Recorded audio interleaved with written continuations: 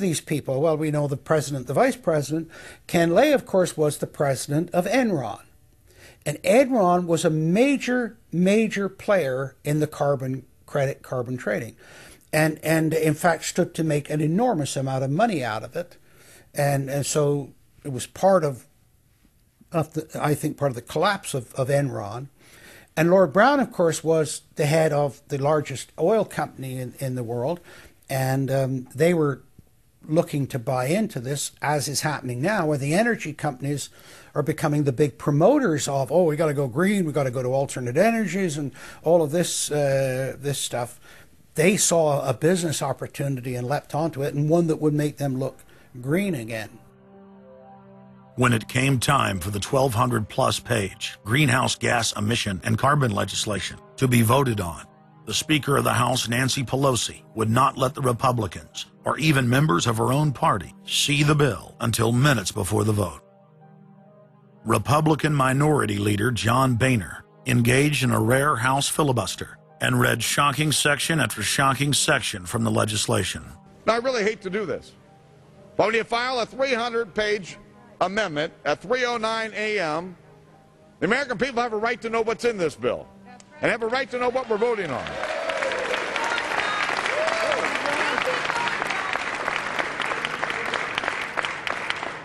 Page 48.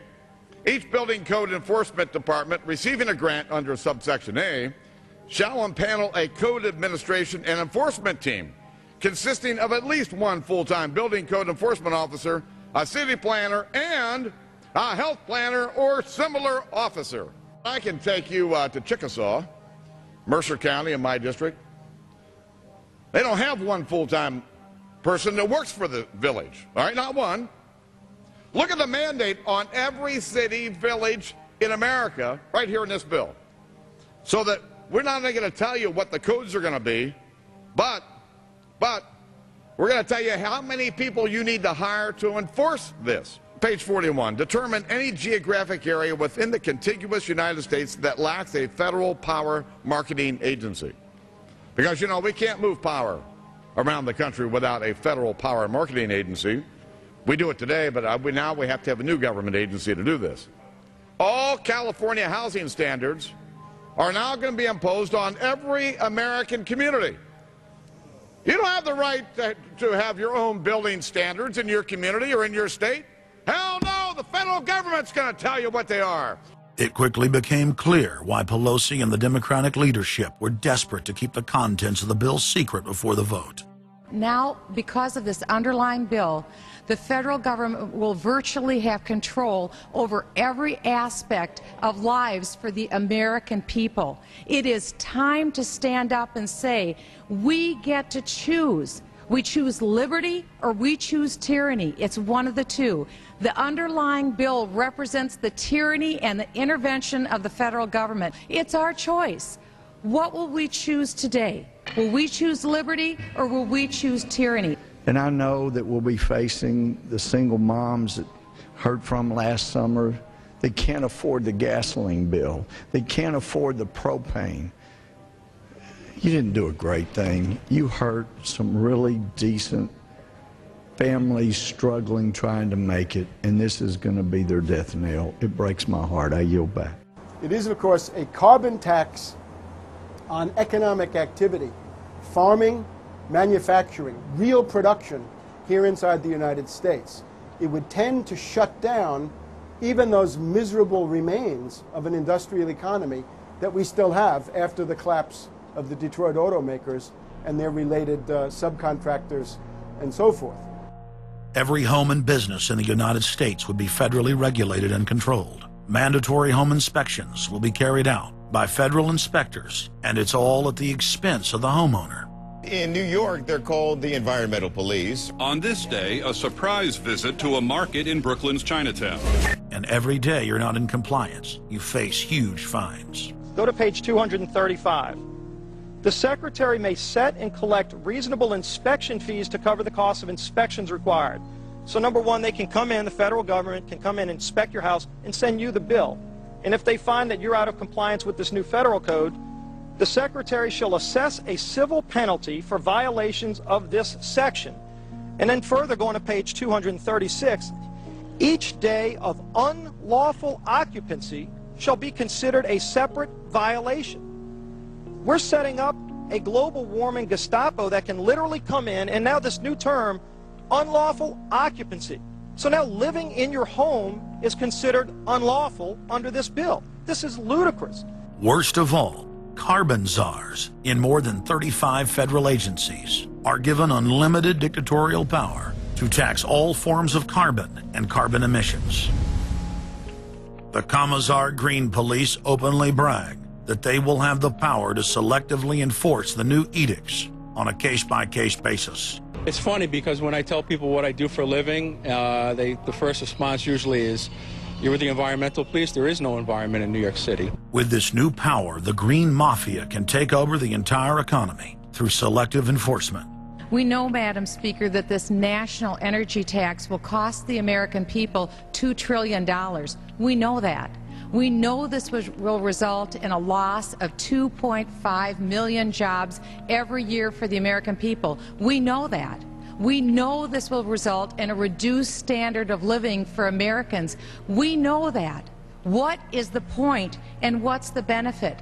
The same central banks that have stolen more than $50 trillion from national treasuries across the planet are now creating a new derivatives fraud through the cap-and-trade carbon tax system that dwarfs their previous Ponzi schemes. We've just watched a financial meltdown in this country, the likes of which hasn't been seen in some time. Now, if people like credit default swaps, they're really going to like the carbon swaps that are going to occur and the carbon future swaps.